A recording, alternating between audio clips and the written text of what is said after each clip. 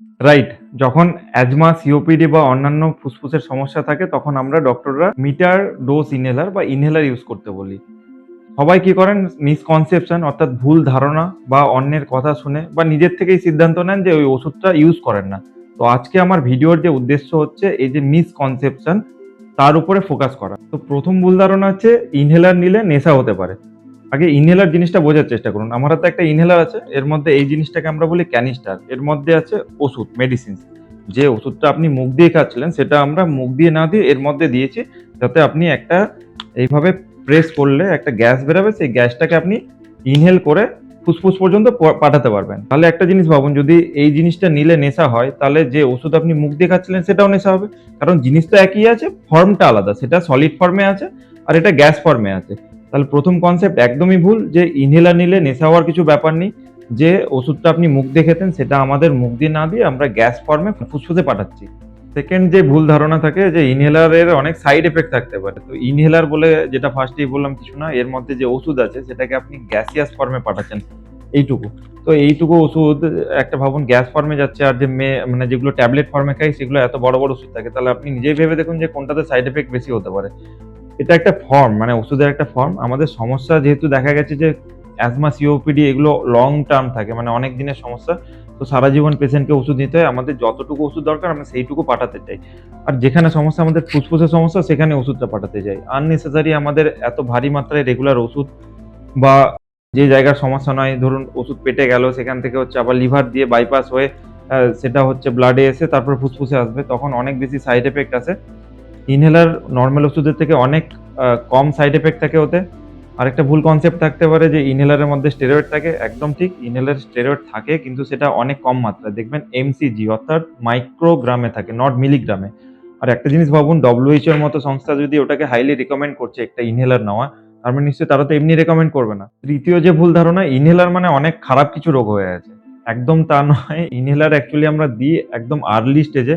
কারণ যদি সমতুল্য ওষুধ দেখেন, ওষুধ কিন্তু জাস্ট সমস্যাটাকে কমিয়ে রাখে। আর ইনহেলারের কিন্তু রিসার্চে দেখা গেছে যে, যে সমস্যাটাকে ঠিক হতে হেল্প করে। অ্যাজমা, সিওপিডি বা যে সমস্যাগুলো থাকে রেগুলার বেসিক্সে যদি আর্লি স্টেজে প্রথম থেকে ইনহেলার কেউ নিতে শুরু করে তাহলে সেই রোগটা কিন্তু খারাপের দিকে যায় না, খারাপ হওয়ার থেকে আটকানো যায়।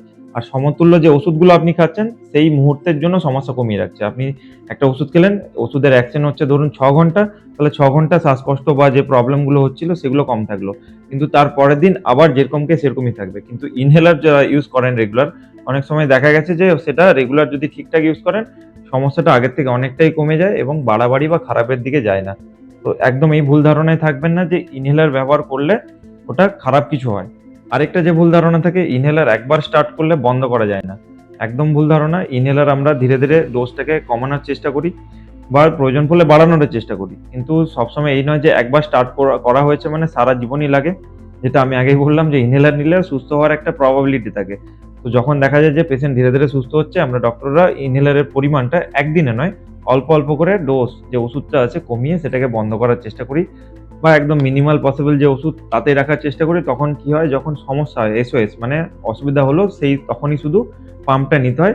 রেগুলার নেওয়ার দরকার পড়ে এরকম একদমই নয়, সেটা ভুল ধারণা।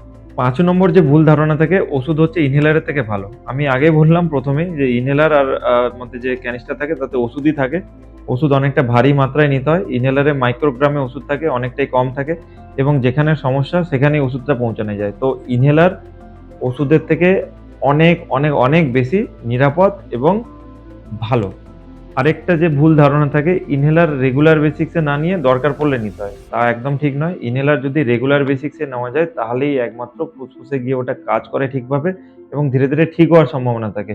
WHO যেটা রিকমেন্ড করছে যে রেগুলার টাইমে নিতে হয় এবং একটা রিলিভার অর্থাৎ যখন খুব হঠাৎ করে শ্বাসকষ্ট হলো তখন আরেকটা ইনহেলার আমরাই প্রেসক্রাইব করি, তখন সেটা নিতে হয়। অর্থাৎ যে ডক্টরের আন্ডারে আপনারা ট্রিটমেন্টে আছেন যেভাবে পরামর্শ দিচ্ছেন সেভাবে ফলো করুন। নিজের থেকে ডোজেসটা চেঞ্জ করবেন না। যদি উনি বলে থাকেন যে দিনে ২ বার করে বা দিনে ১ বার করে তাহলে সেটা সেই টাইমে রেগুলারিটি মেইনটেইন করুন। তাহলে কি ওষুধটা কাজ করবে এবং সুস্থ হওয়ার একটা সম্ভাবনা থাকবে। তো সবাই এই ভুল ধারণাগুলো একদমই রাখবেন না। যারা সঠিকটা জানেন তারা আপনাকে সঠিকটাই গাইড করবেন। সবাই ভালো থাকুন, সুস্থ থাকুন এবং ভিডিওটা তার সাথেই শেয়ার করুন যারা নেক্সট টাইম এসে আপনাকে বলবে যে ইনহেলার লেগে গেছে তার মানে তোর জীবন শেষ। অ্যাকচুয়ালি ইনহেলার জীবন দেয়, নতুন করে জীবন দেয়। জীবন শেষ করে না। সবাই ভালো থাকুন।